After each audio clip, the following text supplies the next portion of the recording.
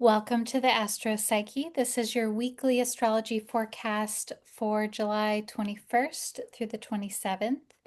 And this week, one of the core themes is cultivating your vibrance, cultivating this energy, this creativity, this sense of your inner spark, and what it is that brings you into an experience of more aliveness within your own sense of being.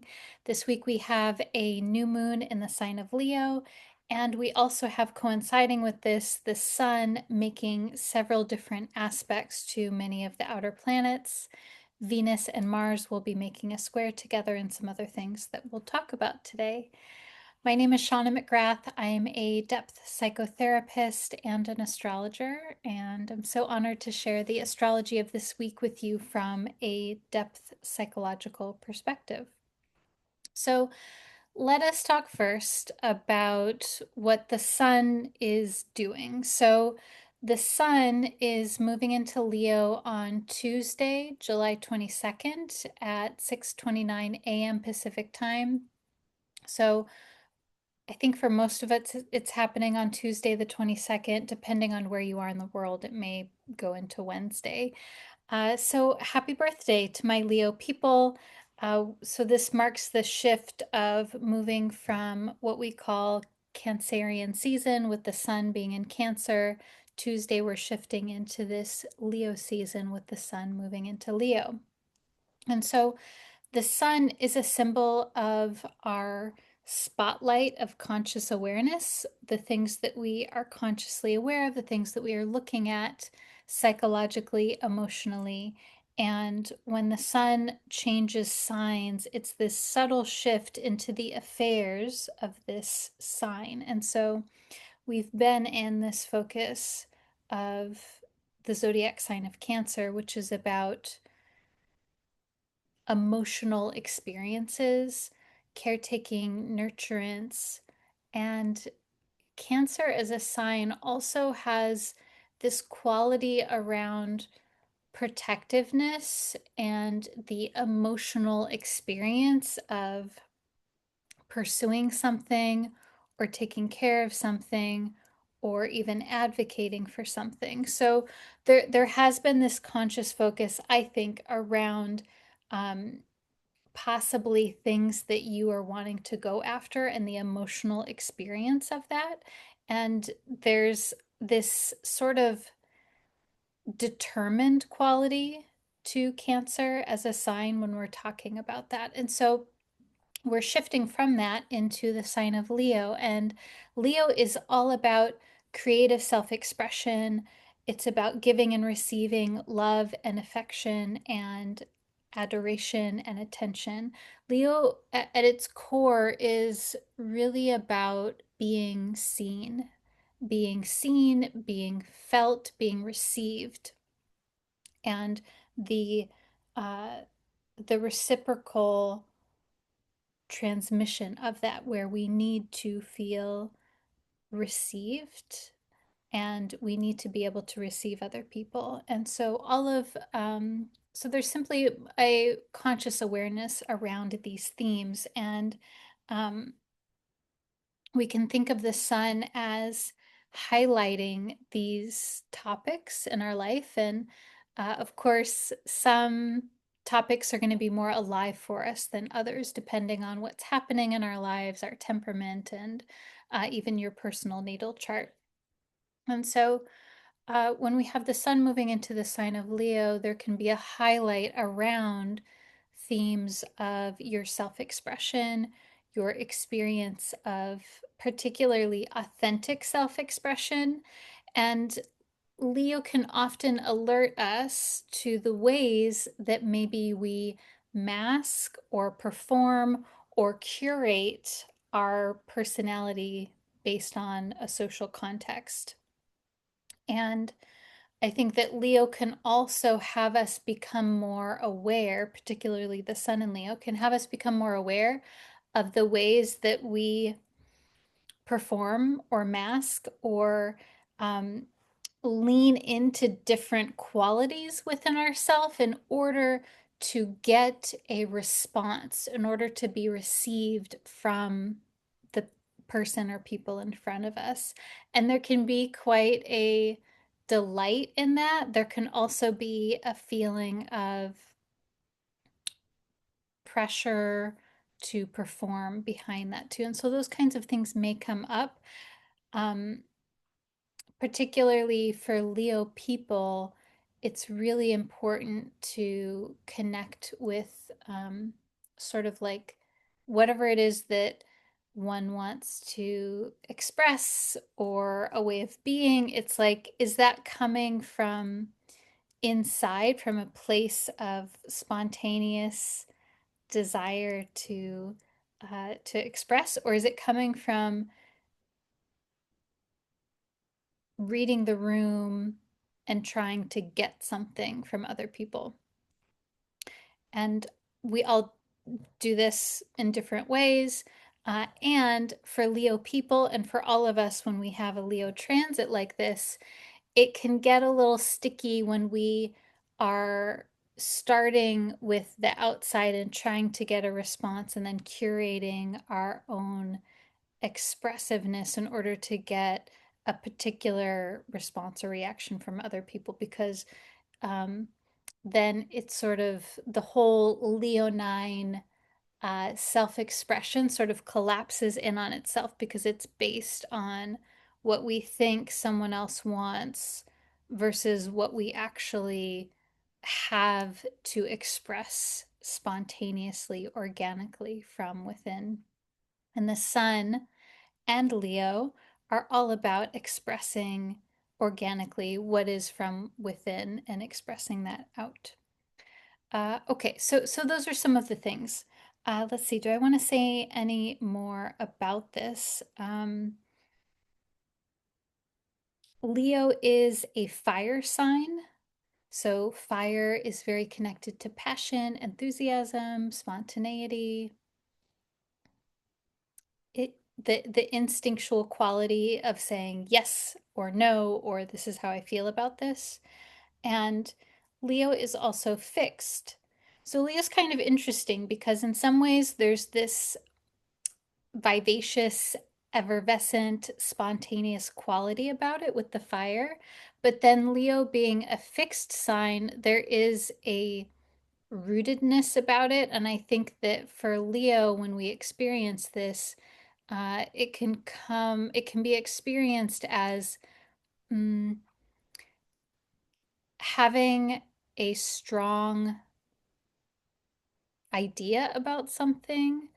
And I think that the fixedness of Leo also really speaks to Leo symbolizing qualities of leadership, of influence, of having an impact on other people. And the fixedness, there's this rooted in element to it.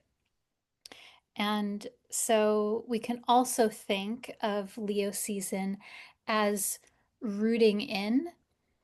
So we started with the cardinal sign of Cancer. Cancer is a cardinal sign, it's also a water sign. And so cardinal signs are the signs of starting, of initiating, of beginning something new or beginning a new chapter of something.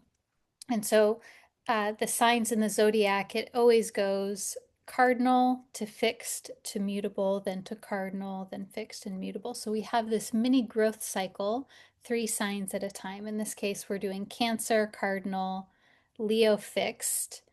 And then when we go to Virgo, we go to mutable.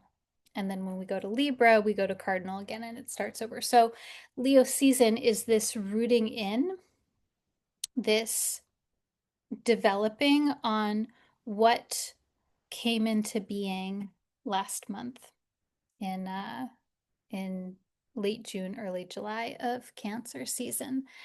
And so that's the general vibe that we're moving into over the next month. Now, I want you to also keep in mind that we are currently in a Mercury retrograde, also in the sign of Leo. So Mercury retrograde is a component to this particular Leo season. And let's see. Mercury stationed retrograde last week, and Mercury retrograde is this 3 week period that we have about 3 or 4 times a year where we get to contemplate, we get to reflect, we get to just take a step back and see how we feel about things. We get to flip our perspective. We get to allow things to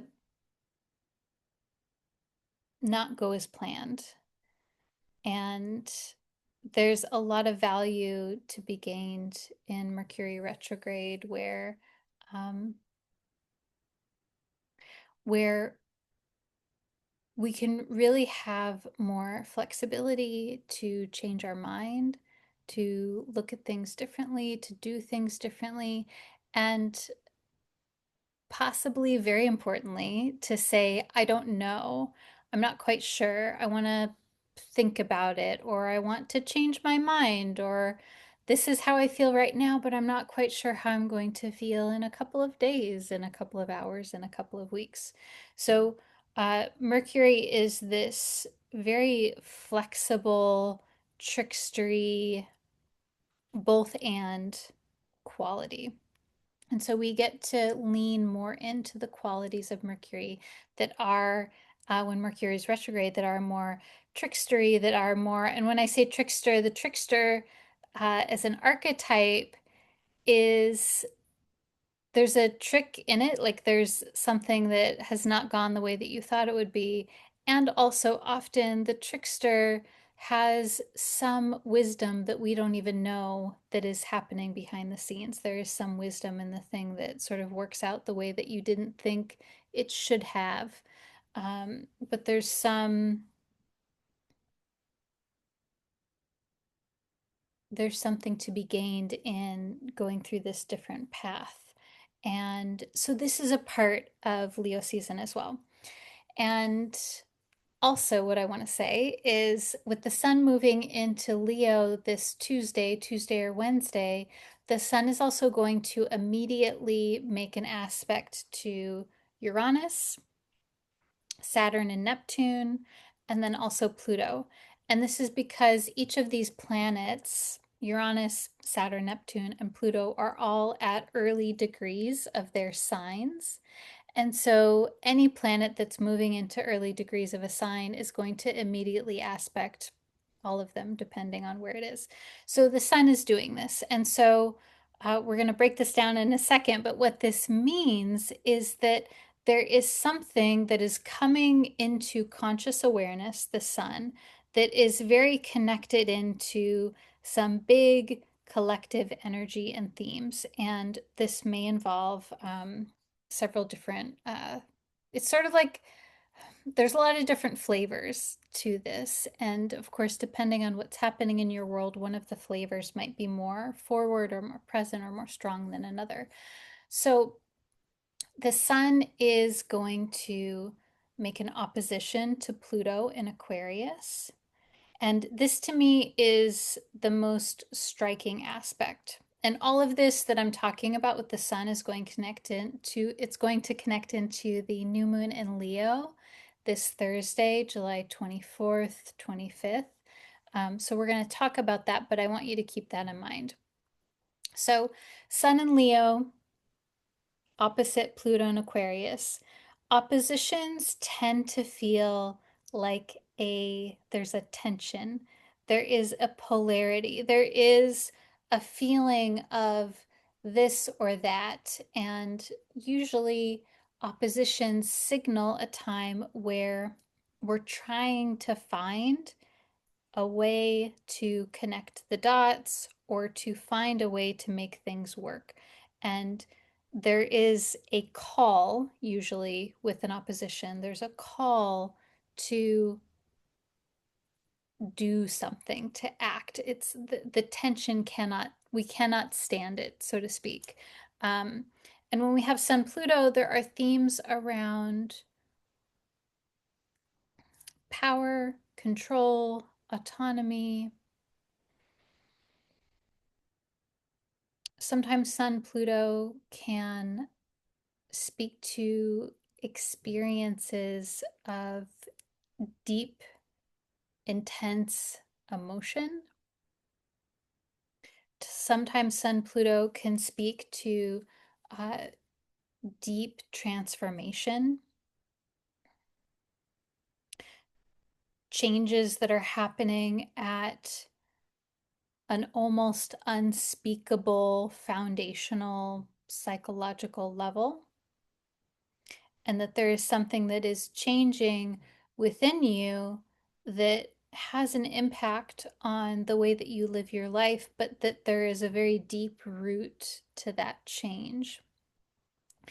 And sometimes when we have Sun Pluto in aspect, it's not always readily apparent what is happening because Pluto is a symbol of the depths. Pluto is a symbol of the unconscious, the underworld, the the shadow, the marginalized, the rejected.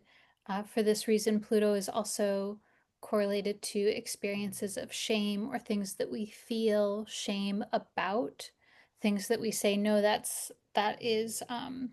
our psyche says that is not allowed or that is not me. And so sometimes Sun opposite Pluto can be a time where there is a healing experience of self confrontation, um, where maybe a part of the unconscious material moves into consciousness. And sometimes that happens through admitting something that maybe feels like a little uncomfortable to admit to ourselves. Maybe it means having a difficult conversation. Uh, Sun Pluto is also, and I would say even we could think of this as the Sun and Mercury opposite Pluto. This also, to me, can correlate to shedding light on something that has been hidden or secret or not allowed to be revealed. And this again can happen within your own self, like something where you're like, oh gosh, I just realized this about myself or about this situation. Um, it can happen where it's in relationship as well or in an external circumstance. Um, but often Pluto really speaks to whatever is unconscious, whatever is hidden away, whatever it is that we don't know.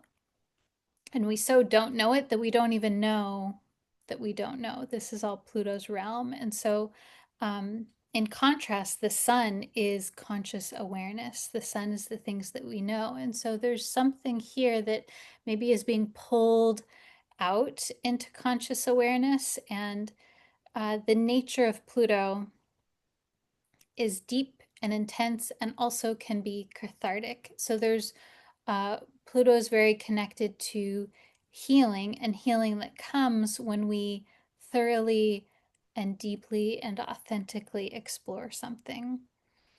So I think this week there's a lot of potential for becoming more aware and sort of collecting back parts of yourself that have been unconsciously rejected or disowned in some way. And that process can feel sometimes intense. It can also feel like this restoring of energy because you're literally collecting back parts of your psychic self. And there can be a feeling of renewal, even though it might be a bit intense. And um, also, so this is happening with the Sun in Leo. Um, and this is very striking too, because this new moon in Leo is happening on Thursday, July 24th at 12:11 p.m. Pacific time. it's exact at 2 degrees of Leo. And Pluto is at 2 degrees of Aquarius. So by degree, it's exactly opposite the sun and the moon, opposite Pluto. So this is whenever the aspect is more exact like this, where it's in the same degree, it speaks to the level of strength or intensity or just that we may be feeling it more so or seeing it or experiencing it more so in our lives. And again, I think it really depends on what's happening in your life and your natal chart. And also, as I'm talking about this, I'm wondering what's coming up for you. What kinds of situations or scenarios are you thinking of? And where does it feel like in your life something like this is arising already? Let's see, what else do I want to say about this? Sun Pluto is very connected to themes of control and and power and control dynamics in within our own psyche and then within relationship to other people. And so that is something that may come up here as well. And when I say power and control in your own psyche, uh, there might be themes this week where you realize that there is an internal dialogue in your head about what you should and shouldn't do, or um, you are a good or bad person based on these actions or these ways of being, or that you have to do XYZ because of, you want this scenario to happen, or you have to do this for this person because otherwise they'll be mad at you, or something like this, where there's this sort of subtle level of should, or you have to, or maybe a tinge of shame around something. So that could be there could just be internal dialogue that becomes more apparent to you. And if that happens, my hope for you is to just allow that to arise, notice it, and know that just because there's something running in your head, it doesn't mean that it is you, and it doesn't mean that it is necessarily the truth with a capital T, so to speak. Um, I think that whenever we have Sun Pluto, it's really great to get curious about the kinds of thoughts that you're having and what that thought means to you, where that thought came from. Um, like who says you should or have to, or who says that you are this way, these kinds of things. So, sort of like uh, pulling the thread behind any sticky thoughts that are coming up. Okay. Also, the sun is making a trine to Saturn and Neptune in Aries. So, trine is this easy flowing, harmonious aspect. And we know that it's a trine because the sun in Leo, fire sign, and then Saturn and Neptune in Aries, also a fire sign. So there's this flow. They're on the same page. The element is working together. In this case, it's fire. And so uh,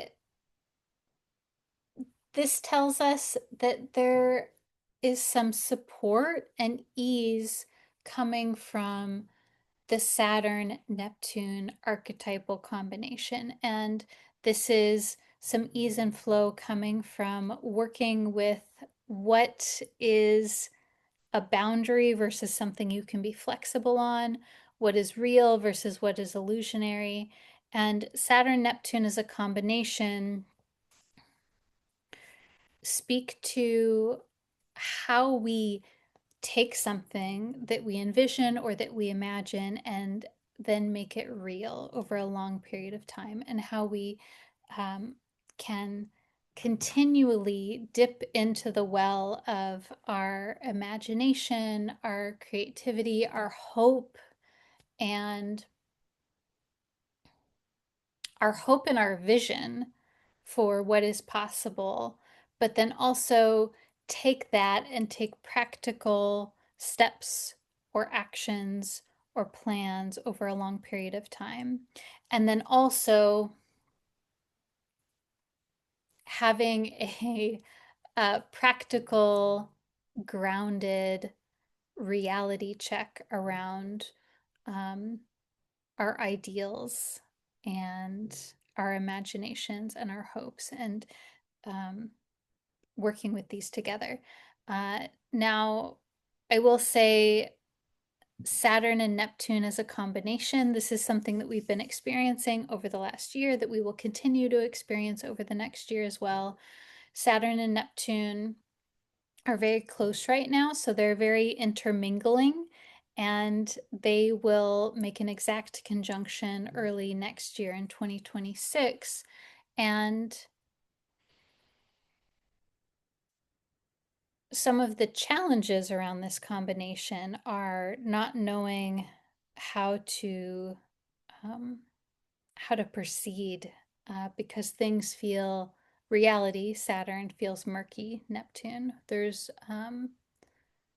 confusions or illusions. So that's the I want to speak to the other side of Saturn Neptune. So I think Saturn Neptune as a combo is really how we negotiate between what is possible and what is practical, and how can we have hope as well as um,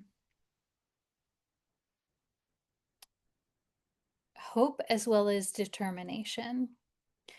And this particular moon, with the sun making this trine to these planets, and then also this new moon connecting in, there's something here where there's a little support, a little boost, something to connect into regarding both hope, vision, idealism, as well as taking practical steps or seeing the practical vision. Now, also, so if that's not enough, the sun is also making a sextile to Uranus. Uranus is fresh in the sign of Gemini.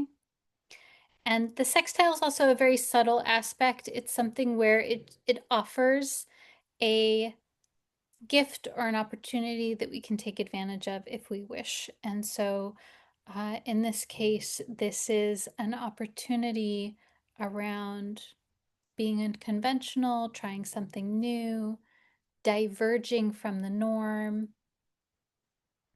or disrupting things in some way.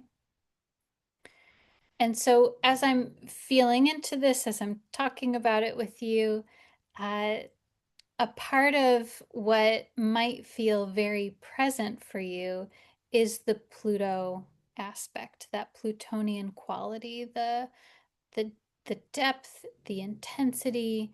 Um, I'm thinking in this moment of a therapist, astrologer, Stan Groff, who developed this theory of um, the perinatal matrix, I believe he called it, where he correlated each outer planet to different stages in the birth process.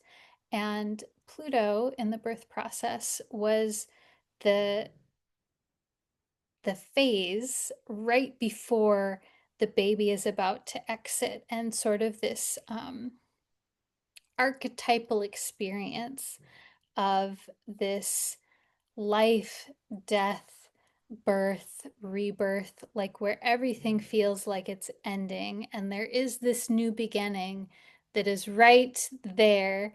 But right now it feels like so intense, and everything, there's been the contractions, and the baby is like just about to come out, but it's not there yet. It's still in the womb. There's just this um, intense encounter with a threshold. And it is just on the other side of a brand new beginning. And Pluto has this quality of sort of everything being um, condensed and compacted, but in the way that a diamond is condensed and compact, like so much pressure. And then there's going to be this beautiful thing on the other side. But right now, there's leading up to that, there's a lot of pressure. We could also correlate this to the butterfly that's in the chrysalis, and it's like almost crystallized, and it's ready to come out, but it's like still in the chrysalis. So um, my sense is that there might be that like sort of building anticipation feeling maybe early in the week, um, and then Thursday, Friday into the weekend, there's uh, that release, that moving over the threshold, that the chrysalis opening. Um, because while Pluto is about intense experiences, it's also about uh, the liberation of not having to hold something, not having to put energy, psychic energy, into holding something in the unconscious, not having to hold a secret, um, not having to feel shame about something. So there's some sort of like almost release valve, I think, in this Sun Neptune, and that feels the most front burner, so to speak. That feels the most like uh, forward facing energy.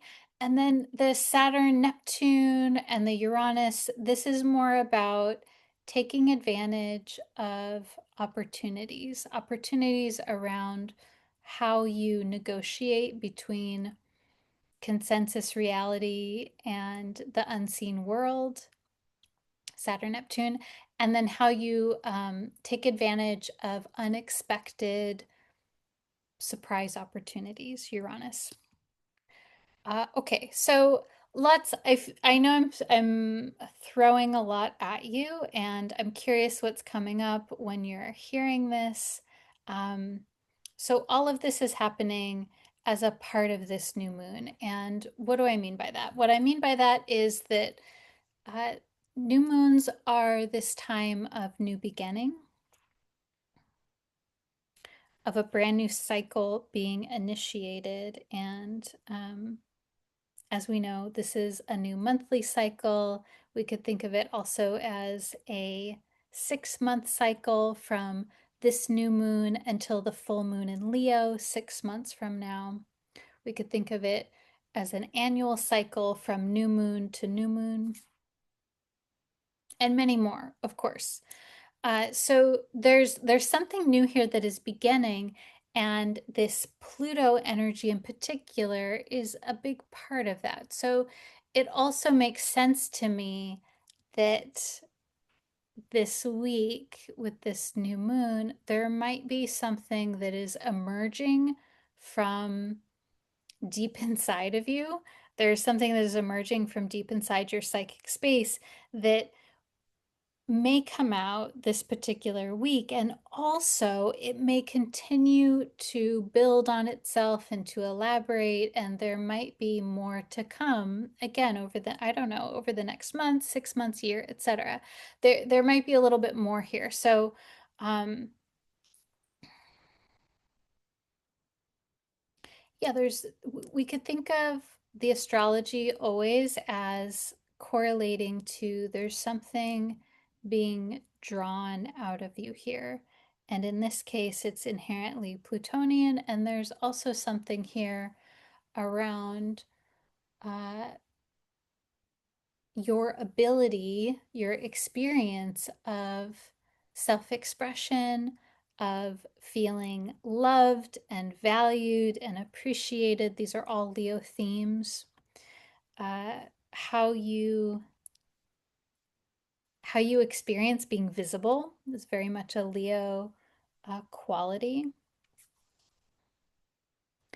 And then also, I think it's very appropriate because there are a lot of complicated feelings that we may have about being visible, about being seen, about um, giving and receiving love and affection, or how we handle an experience when it feels like we're not being received, if that a need is not being met there in some way, or if it feels overwhelming to be seen, all of these things. Um, and so, yeah, there's something new that is beginning here, and it feels like this deep and rich, and like there's much more that could come from just this week. Okay, what else is happening here? So I also wanted to talk to you about Venus making a square to Mars. So this is Venus in Gemini square Mars in Virgo. So this to me feels as though there's a lot of passion and enthusiasm. Venus is the pleasure principle. Venus is about play and sensuality, sexuality, the things that we love, the things that we're drawn toward. Venus also can connect into values. Sometimes that can connect into money, can connect into our self worth or our self concept. And Venus tends to overall be the thing that draws us together, the thing that draws us toward our own inner experience of feeling calm and at ease within ourselves, or feeling drawn to someone else. Whereas Mars tends to be more about boundaries, anger, agitation, frustration, competitiveness.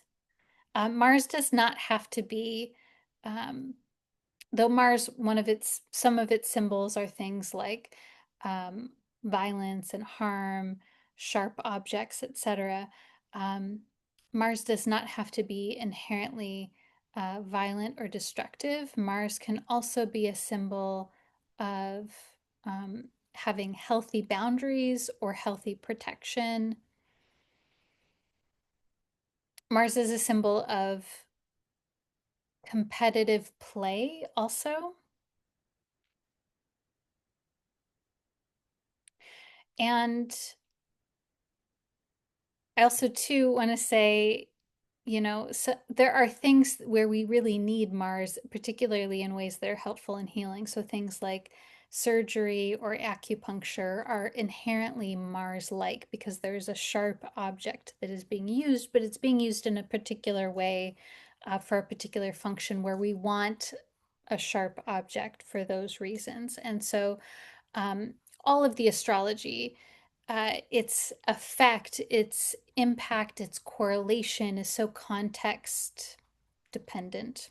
Um, and in this case, we have Mars in an aspect with Venus. So it feels like there's a potential here for competitive play, for passion, for enthusiasm.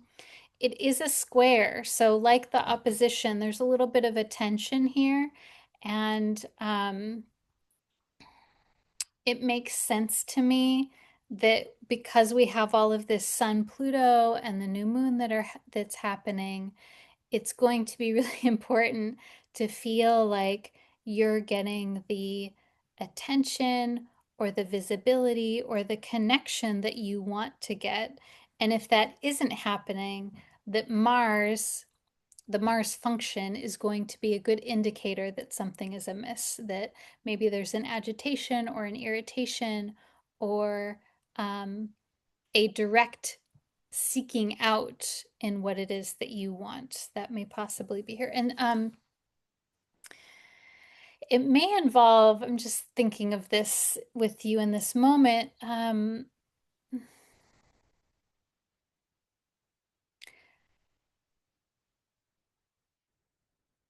the Mars, there might be something where you're like, "Ugh, I'm annoyed, or I don't like this, or this is a problem, this is too much." And that agitation, that frustration, that feeling of not rightness prompts you to seek out the thing that you want or the thing that you need, or connection with someone else, which is all Venus. So there might be something here around um, something that is like a little agitaty that prompts you into motion here.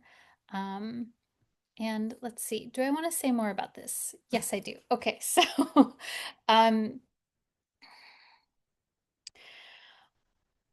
we we're going to talk more about this as time goes on, but also an important part of this aspect is that Mars is conjunct the South Node, and they're separating, so they're moving away from one another, but it is still something that's present. And the South Node is about letting go, dissolving, um, things dissipating. The South Node is also very connected to spirituality or creativity. It's very Neptune like in that way. And so there's also something here, possibly around massaging out um, your boundaries, your defenses, um, your anger. It's like there's something here. I'm not saying blanket release, let it go. That's not quite the way that I'm feeling about this, but there's something here around um, a loosening or a softening, something like that. So I don't know. You'll have to tell me how that sits with you and how that's feeling as I'm describing it. Okay, last thing that's happening this week is Mercury in Leo, so we know it's retrograde, is making a square to the asteroid goddess Vesta in Scorpio. And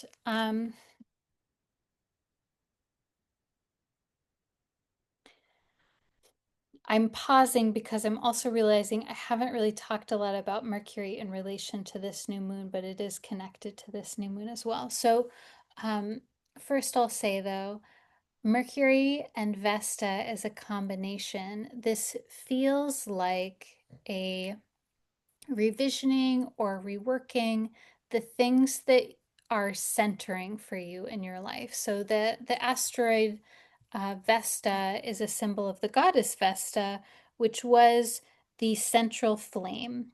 Vesta was the hearth or the fire at the center of the city in Greece. And Vesta was the eldest Olympian sister, Olympian sibling in Greek mythology.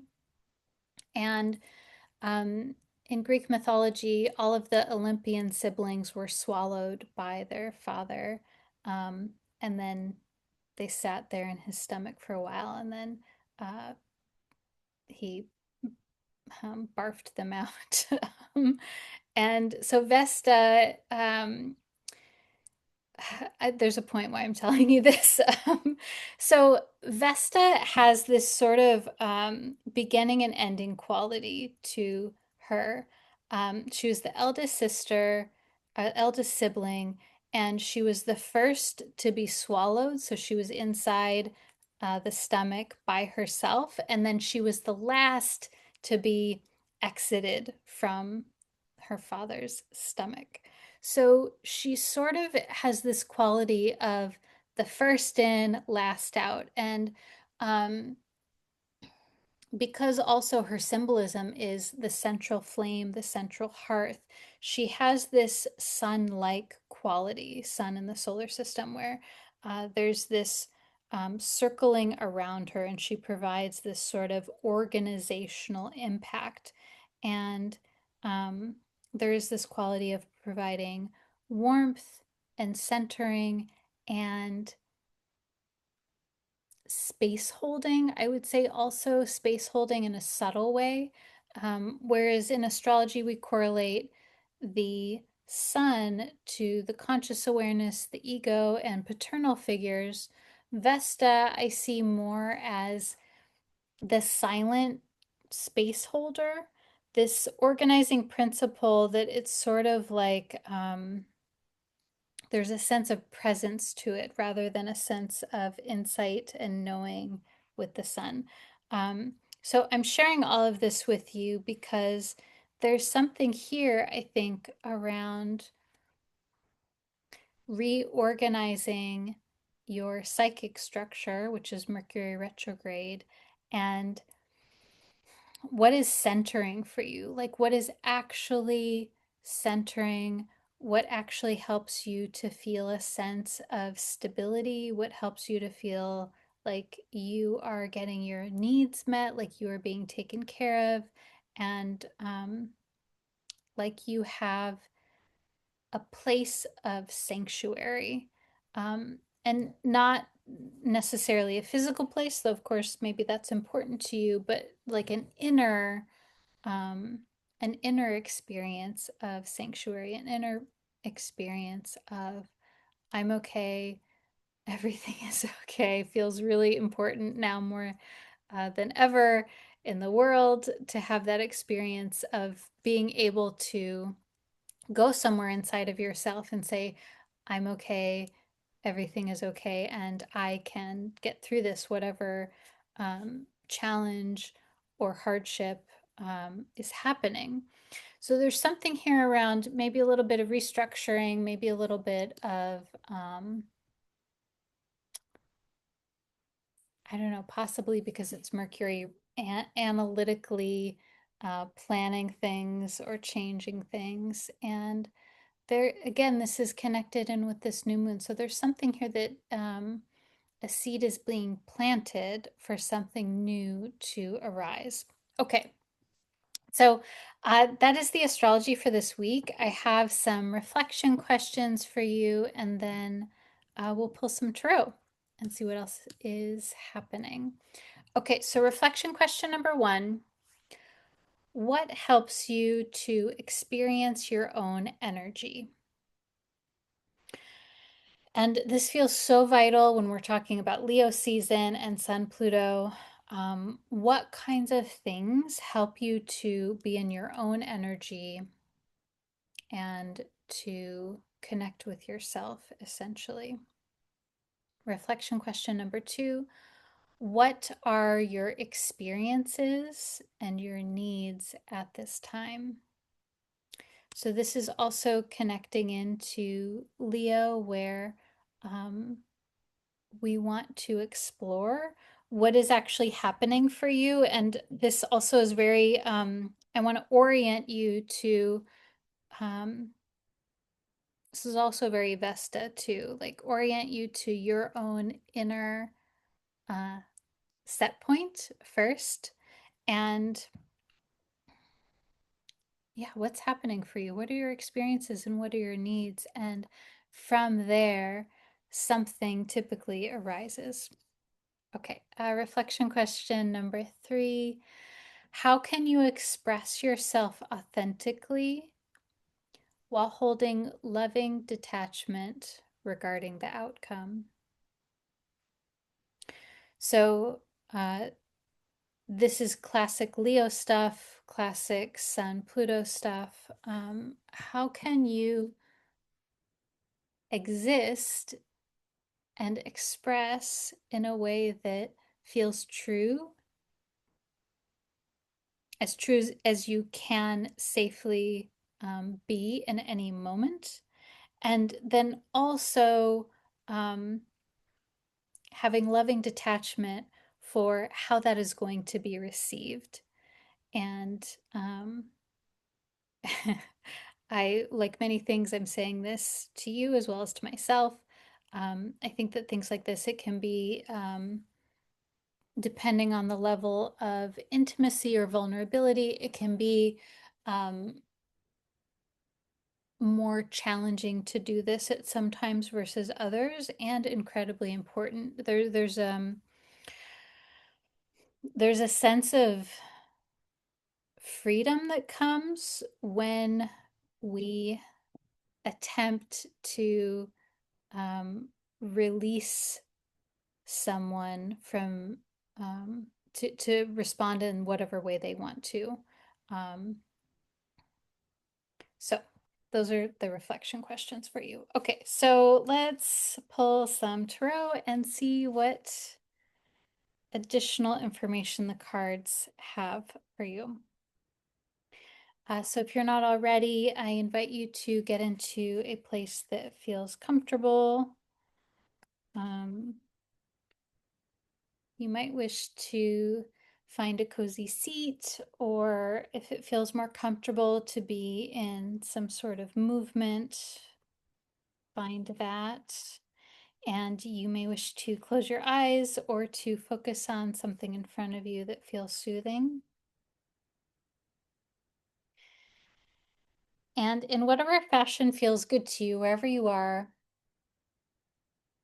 imagine that there is this beautiful protective sphere of light around you. If this is something that you can see or imagine with your inner eye, you can imagine it to be any color that you like. Maybe there's, in contrast, maybe there's a texture or a feeling to it. However, it shows up for you, um, we're allowing for this beautiful protective sphere around you.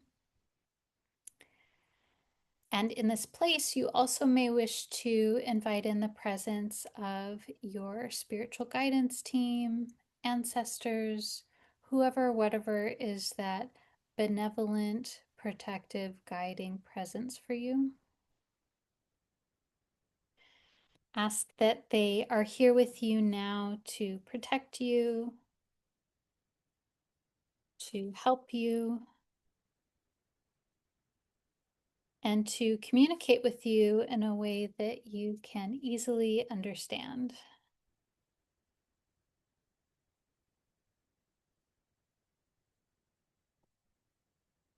Okay, and then bring your focus into your heart space at the center of the chest.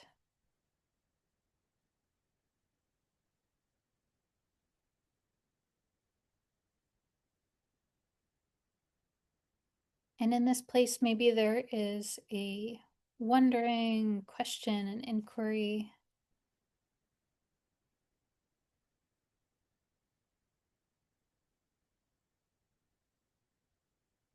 If you like, you can pick a number between 1 and 3 and to have that card be special for you.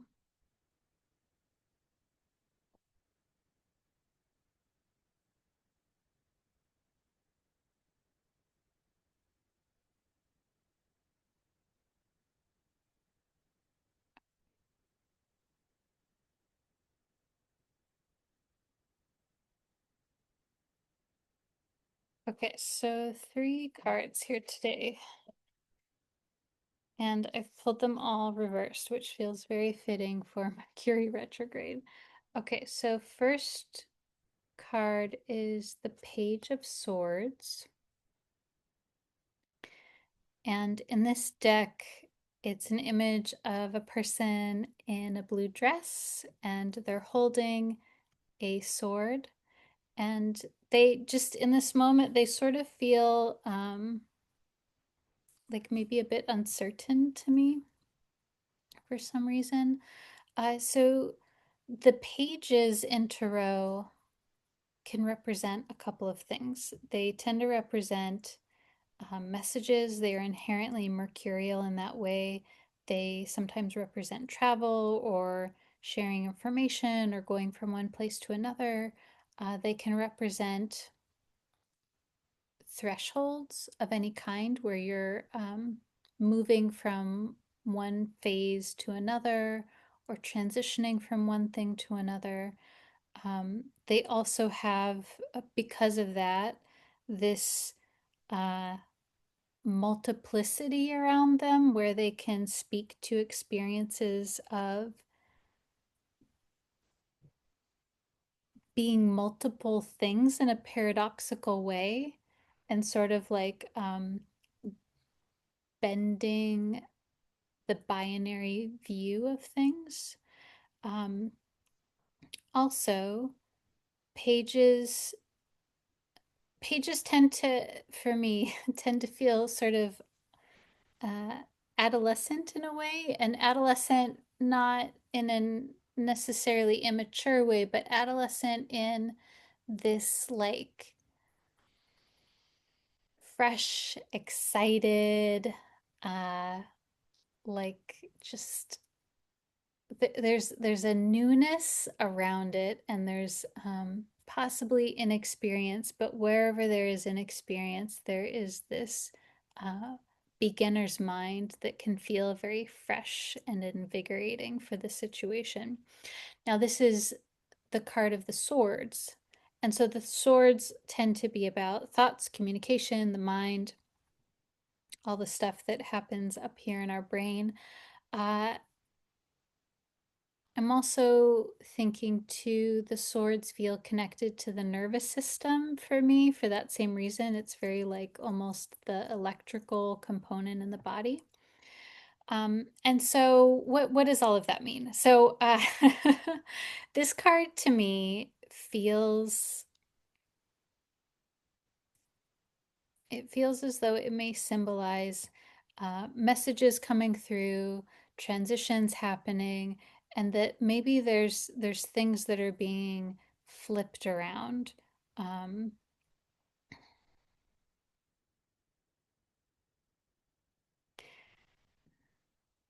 There's something here around reworking your ideas and having this. This is just what I'm thinking in this moment, so take this with a grain of salt. There's something here around reworking your ideas, or maybe taking a beginner's mind, or not going back to the drawing board necessarily, but like thinking about how you would do things if you were just starting, or thinking about how someone else would do things, maybe from a different perspective.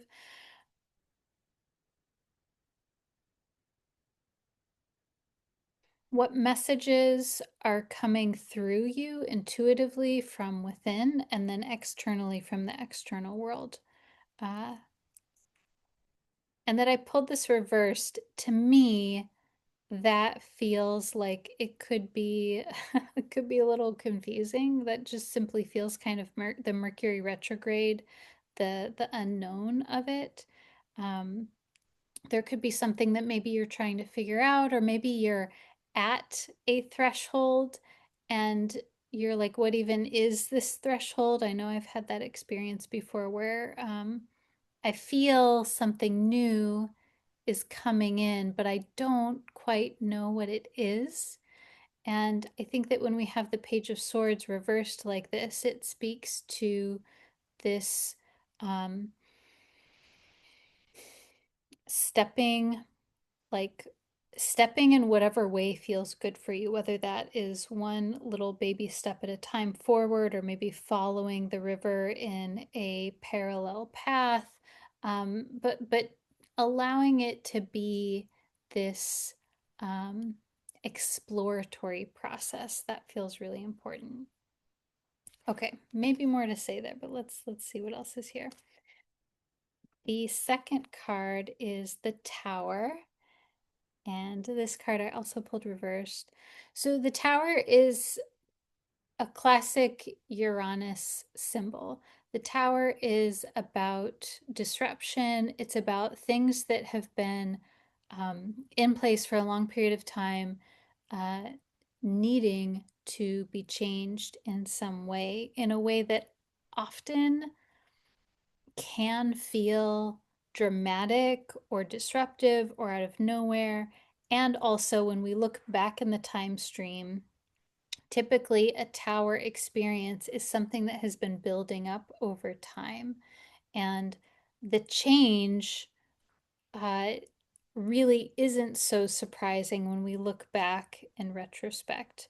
Um, and often the thing leading up to the change are these little pieces that, for whatever reason, um, there was something foundational that really now is ready to change. Um, Now, sometimes when I pull the Tower reversed, that can show that a person is not wanting this change, not liking this change, that it feels very um, frustrating or inconvenient or disruptive, or the person, for whatever reason, says, I don't want this change to happen. Um, and we do that for a variety of different reasons. Often change is very um, unsettling and inconvenient. And so let's see, I mean, that could be the case for you. I don't know. Maybe you'll have to let me know how this is sitting with you. And I wonder also if maybe the change is uncertain also as of yet. Like going back to this Page of Swords, maybe there's something that you're working out. Um, there's some things that you're pursuing. And so the change, we don't quite know, like there's maybe multiple changes possible in the time stream that could happen. Um, I don't know, actually, maybe you're desperately wanting a change and it feels like it's not happening as quickly as you would want it to be. Mm, I'm not quite sure. But definitely something around uh, radical foundational change, and change that is invigorating, awakening, change that helps you to create new life. That's really what the Tower is about. Okay. The last card is the Seven of Cups. Okay, very interesting combo we have this week. So the Seven of Cups is a person sitting with their back to us, so we can't see their face, and they're looking out at these seven different cups that have different objects in them. And so in the cups, there is a skull, a little doll, a snake, a toy house, a crown, a dragon, a wreath. I think in the traditional tarot, we don't quite know what is in some of the cups. Some of the cups it's hidden. So the Seven of Cups is about a lot of possibilities, and some of them look great, some of them don't look great. And some of the core meanings in this card are that there's a lot of options, there's a lot of possibilities. We don't know how all of those things are going to shake out. We just see the Seven of Cups can kind of have a Neptunian, veiled, illusionary sort of mm, vibe to it. There's sort of this vibe of even like we can't see this person's face. We can only see their back, and so we don't know what they're looking at. We don't know how they're feeling. We see them sort of saying like, I don't quite know. So there's a lot of unknowns when it comes to the Seven of Cups, and the cups are the emotions and also relationships. And so there's um, there's possibly a lot of things that you're considering, and there's possibly much uncertainty here.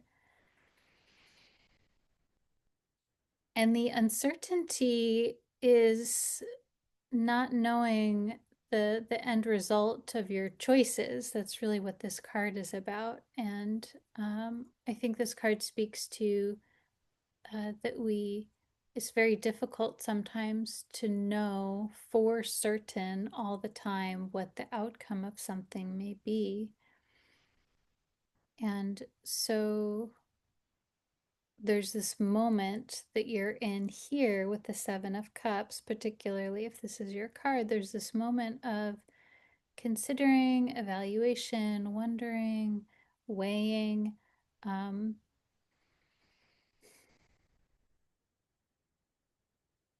and looking at a lot of different possibilities here. So when I'm looking at these cards, so I will say, okay, I want to be very clear that the way that I read reversals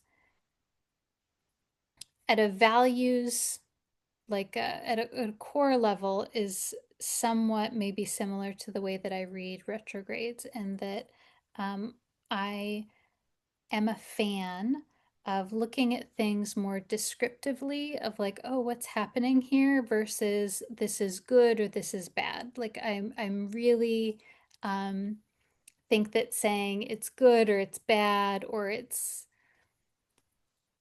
you know, enjoyable versus not enjoyable, I think that doesn't do a lot for us, and it sort of like makes the astrology or the tarot or the whatever symbol it is, it sort of like reduces it down and puts it in a box, and then we have less of a vocabulary to work with. So um, I think reversals can actually be quite complex, and it really depends on the card, the question, and the moment that you're reading it. I think that sometimes we can look at reversals and say, generally, a reversal of this card means this. And then also, in some situations, it means something super niche and specific that, like, you wouldn't even think of until that particular moment. And that is the beauty of reversals, is it just gives us more vocabulary. So, I'm saying that because in this moment, I'm just really struck by all of these cards being reversed, and it feels sort of unknown questioning to me. And it is making me wonder if there's just simply a lot of unknowns in general this week, if there's a lot that maybe there's so many different potentials that it's like there's so many potential possibilities that are dependent and changeable based on every single decision that you make. Maybe not every single decision, but you get what I'm saying, I hope. So it's like there's a lot that's in flux, and there's a lot that's dependent on the decisions you make and the chance meetings that you have. And um, this week more than others, there might be more unknowns than a typical week. Uh, and also, there's something here around restructuring your mind.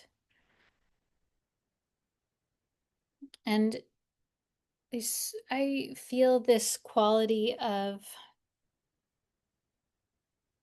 thresholdness also, like moving over or through something, and that doing so creates this opening for maybe a little bit of change um, in a way that can feel dramatic at a minor level or maybe a larger level. But there's something here that is sort of there's a potential to break open or through something here, and then that opens up some new possibilities for you here, that opens up some new imaginations, some wondering, stuff that you didn't even think that you could entertain. So I'm very excited for you. I think that and I kind of feel like this Leo's my dog. Leo just jumped on the couch. He's ready to go out.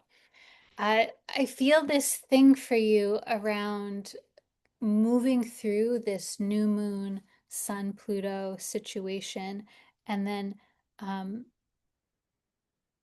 like the archetypal experience of fully moving through the birth canal and being born out into the world. And then it's like, holy moly, this is all brand new. And also, there's more to consider here now. So, that is what I have to say about the astrology of this week. Such a pleasure to be here with you and to share this with you.